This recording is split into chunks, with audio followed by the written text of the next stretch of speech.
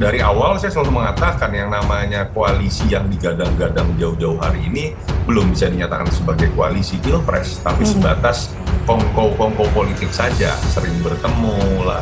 Tetapi yang kita tahu faktor pengikat yang disebut dengan koalisi adalah ketika mereka sudah menyepakati nama capres dan cawapres. Dan itu tadi, kalau bicara mengenai spekulasi, menurut saya masih sangat terbuka kemungkinan PAN untuk menyatakan dukungan juga kepada Ganjar Pranowo. Walaupun kemudian bagaimana di panggung belakang ketika mereka menyertakan nama cawapres, apakah itu bisa menjadi hambatan atau sesuatu yang bisa disepakati misalnya seperti nama Erick Thohir.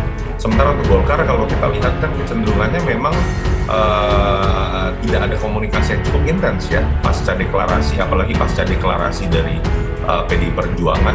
PAN, saya lihat statement teman-teman PAN cukup terbuka terhadap Ganjar pasca deklarasi PDI Perjuangan, tapi Golkar yang kita lihat kan malah kecenderungannya Mas Erlangga bertemu dengan sosok-sosok yang berada dalam koalisi barisan lain, bertemu dengan Pak Prabowo intens, kemarin bahkan ketemu dengan AHY. Saya menduga Mas Erlangga ketika sudah partainya memutuskan dirinya maju menjadi capres, walaupun surveinya tidak tinggi, sekarang mungkin sedang berusaha mencari barisan koalisi yang bisa menerima beliau sebagai cawapres, sehingga itu lebih mudah dijelaskan kepada konstituennya ya.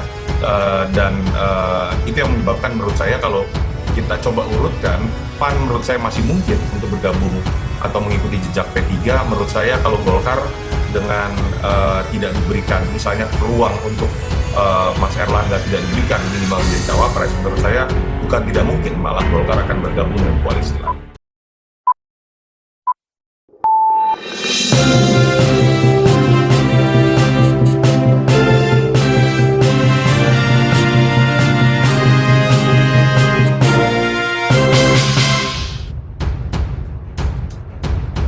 Mas Toto, bagaimana Anda melihat pertemuan hari ini? Apakah koalisi P3 dengan PDIP sudah benar-benar matang? Ya, yang jelas ini kan kelanjutan dari yang sudah dideklarasikan oleh P3 ya di Jogja, di Sleman kalau saya tidak salah beberapa hari yang lalu. Dan kemudian hari ini diresmikan tanda kutip lah dengan datang ke PDI Perjuangan karena Ganjar adalah kader PDI Perjuangan dan dinyatakan resmi oleh Ibu Mega dan Pak Mardiono. Artinya ini sudah resmi kalau kita bicara secara formal, walaupun janur kuningnya itu tetap pada saat nanti pendaftaran di KPU. Tetapi ini tidak mengejutkan sebetulnya. Dari awal saya selalu mengatakan pasca PDI Perjuangan, kalau ditanya partai mana yang paling mungkin untuk masuk dalam koalisi ini adalah P3. Kenapa? Karena kita tahu dari selama setahun terakhir, kalau kita coba baca pemberitaan, sudah banyak DPW-DPW dari P3 yang sudah menyatakan dukungannya kepada Ganjar. Bahkan sebelum PDI Perjuangan menyatakan sikap mengusung Ganjar Pranowo. Dan ditambah pula hubungan historis yang baik ya antara dua partai ini, bahkan kita tahu kantornya bersebelahan karena dua partai ini adalah dua partai tertua selain Partai Golkar yang masih tersisa sampai saat ini, dan memang juga memiliki kedekatan yang cukup baik dengan Ibu Mega sendiri. Jadi memang kalau ditanya partai yang paling tidak memiliki beban untuk menyatakan dukungan kepada Ganjar Pranowo dan berkoalisi dengan PDI Perjuangan adalah P3. Dan yang menarik kan adalah bagaimana kemudian membaca apakah sikap ini akan menjadi sikap dari KIB. Saya pikir kompleksitas dari Golkar dan PAN berbeda dengan P3. Kalau PAN cenderung juga beberapa DPW-nya menyatakan dukungan kepada Ganjar Pranowo, tetapi ada embel-embel tanda kutip kalau kita baca pemberitaan, mereka biasanya menyandingkan dengan sosok Erick Thohir sebagai cawapres. Sementara kalau P3 tidak langsung mengajukan nama cawapres. Golkar menurut saya lebih sulit ketika Munas Golkar menyatakan memang sampai saat ini nama yang sudah diputuskan adalah Erlangga sebagai capres, sehingga kalau mereka ingin menyatakan dukungan pada Ganjar Pranowo, mereka membutuhkan sebuah Munas lanjutan terlebih dahulu untuk mencabut keputusan yang pernah diambilnya. Ya Mas Toto, jadi bagaimana Anda melihat Golkar dan PAN terkait keputusan P3 mengusung Ganjar sebagai capres 2024? Apakah KIB juga terancam bubar? Ya, kalau kita lihat dari awal saya selalu mengatakan yang namanya koalisi yang digadang-gadang jauh-jauh hari ini belum bisa dinyatakan sebagai koalisi pilpres, tapi sebatas kongko-kongko politik saja, sering bertemu lah. Tetapi yang kita tahu faktor pengikat yang disebut dengan koalisi adalah ketika mereka sudah menyepakati nama capres dan cawapres. Dan itu tadi, kalau bicara mengenai spekulasi, menurut saya masih sangat terbuka kemungkinan PAN untuk menyatakan dukungan juga kepada Ganjar Pranowo. Walaupun kemudian bagaimana di panggung belakang ketika mereka menyertakan nama cawapres, apakah itu bisa menjadi hambatan atau sesuatu yang bisa disepakati misalnya seperti nama Erick Thohir. Sementara untuk Golkar kalau kita lihat kan kecenderungannya memang tidak ada komunikasi yang cukup intens ya pasca deklarasi, apalagi pasca deklarasi dari PDI Perjuangan. PAN, saya lihat statement teman-teman PAN cukup terbuka terhadap Ganjar pasca deklarasi PDI Perjuangan, tapi Golkar yang kita lihat kan malah kecenderungannya Mas Erlangga bertemu dengan sosok-sosok yang berada dalam koalisi barisan lain. Bertemu dengan Pak Prabowo intens, kemarin bahkan ketemu dengan AHY. Saya menduga Mas Erlangga ketika sudah partainya memutuskan dirinya maju menjadi capres, walaupun surveinya tidak tinggi, sekarang mungkin sedang berusaha mencari barisan koalisi yang bisa menerima beliau sebagai cawapres, sehingga itu lebih mudah dijelaskan kepada konstituennya ya. Dan itu yang menyebabkan menurut saya kalau kita coba urutkan, PAN menurut saya masih mungkin untuk bergabung atau mengikuti jejak P3. Menurut saya kalau Golkar dengan tidak diberikan misalnya ruang untuk Mas Erlangga tidak diberikan minimal menjadi cawapres, menurut saya bukan tidak mungkin, malah Golkar akan bergabung dengan koalisi lain. Berarti memang belum pasti ya KIB ini sendiri. Nah, kalau kita berbicara mengenai syarat P3 mendukung Ganjar sebagai capres 2024 kan adalah jatah posisi cawapres. Bagaimana Anda melihat syarat yang ditawarkan P3 ini? Saya tidak membaca syarat sih, mengajukan bahwa P3 berharap bisa mendapatkan posisi cawapres ya. Dan kalau kita lihat dalam deklarasinya juga tidak menyertakan ini sebagai syarat. Tapi tentu saja setiap partai berharap, dan memang adalah sebuah keuntungan besar apabila P3 kemudian dalam kerjasama politik ini bisa menyertakan nama kadernya untuk menjadi cawapres. Kenapa? Biasanya kalau partai bisa menyertakan kadernya menjadi capres atau cawapres, mereka akan mendapatkan efek ekor jas atau efek yang akan diberikan dari hasil pilpres yang akan menaikkan elektabilitas dari partainya juga. Kita tahu P3 dalam beberapa pemilu terakhir cenderung mengalami penurunan, dan salah satu upaya untuk bisa memberikan atau menjadi magnet elektoral baru atau dongkrak elektoral itu kan adalah ketika bisa menempatkan partai kadernya bisa menjadi seorang cawapres. Tapi kita tahu juga nama-nama kader yang ada sekarang kan tidak ada yang masuk misalnya dalam rentetan hasil survei. Yang menarik adalah kemudian misalnya menduga bagaimana Sandiaga Uno dengan rumor masuknya di P3, apakah itu bisa menjadi bagian yang akan masuk dalam skenario P3? Saya menduga seperti itu. Bukan tidak mungkin ketika nanti resmi Sandi masuk, mungkin akan diajukan namanya menjadi cawapres dari P3. Nah, Mas Toto, beberapa waktu lalu kan memang Ganjar Pranowo sempat menyatakan bahwa mengenai cawapres dari P3 ini kan menjadi komunikasi antar politik nantinya. Nah, kedekatan historis yang dimiliki, apakah ini juga akan menjadi pertimbangan Megawati?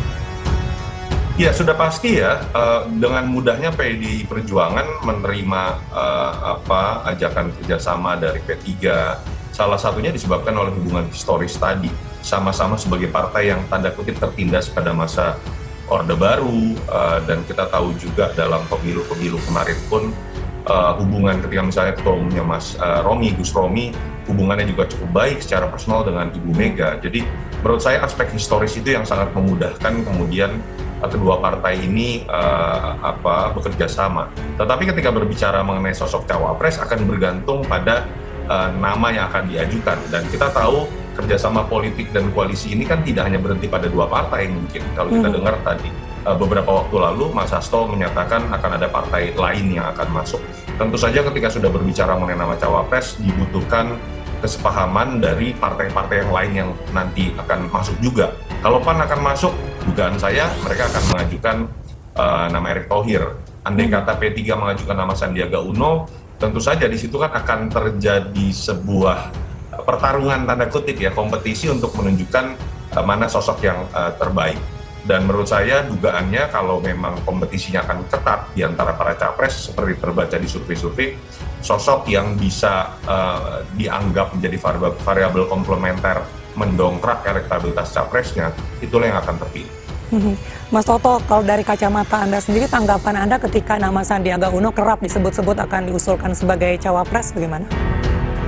Ya, dari awal sebelum Sandi tanda kutip ya memutuskan keluar dari Gerindra, sekarang digosipkan masuk di P3 pun sebetulnya namanya kan sudah sering didengar dalam bursa cawapres, karena memang dalam berbagai rilis survei elektabilitas kita juga melihat nama Sandi ini selalu ada di posisi atas, atau paling tidak bersaing dengan Ridwan Kamil di posisi nomor 1, nomor 2, karena dia punya investasi elektoral sebagai cawapres di tahun 2019 dengan Pak Prabowo, sehingga image-nya tuh di mata masyarakat tuh udah tertanam ya sebagai sosok cawapres. Di sisi lain juga Sandi memang kalau disandingkan dengan Ganjar bisa jadi sebuah kekuatan variabel komplementer, karena Sandi ini cukup kuat di daerah-daerah yang Ganjar agak lemah.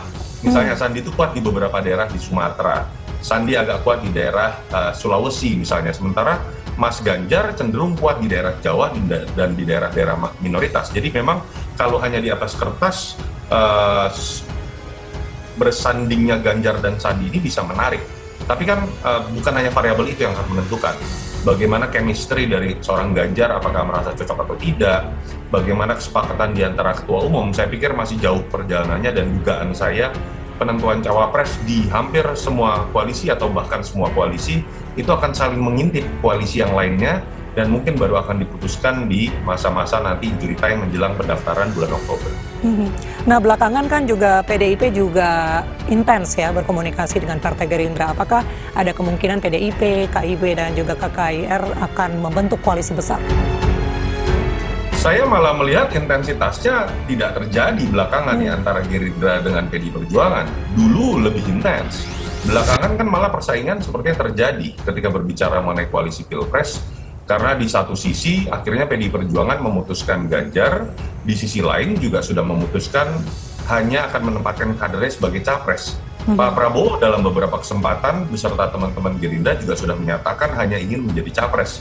Dari sini malah kita bisa lihat sebenarnya dua poros kekuatan terbesar saat ini itu adanya di Gerindra dan di PDI Perjuangan, karena kedua capres yang diusung oleh dua partai ini saat ini menempati dua posisi dua teratas dalam survei-survei. Mas Anies cenderung selalu ada di posisi ketiga dan angkanya cukup jauh gitu ya. Jadi kalau ditanya saat ini dan tidak ada perubahan yang berarti nanti terkait dengan elektabilitas Pak Prabowo dengan Mas Ganjar, saya pikir kemungkinan bahwa kedua partai ini akan bersaing, berkompetisi dengan jagoannya masing-masing itu malah lebih terbuka. Tetapi kalau dalam perkembangan beberapa bulan ke depan, di antara salah satu capres ini ada yang elektabilitasnya jauh melampaui nama yang lain, menurut saya bukan tidak mungkin akan ada koalisi yang bersikap realistis menempatkan jagoannya menjadi nomor 2. Nah, terakhir Mas Toto, melihat peta politik ke depan, bagaimana prediksi Anda? Apakah akan ada 2, 3, atau bahkan 4 koalisi yang akan bertarung?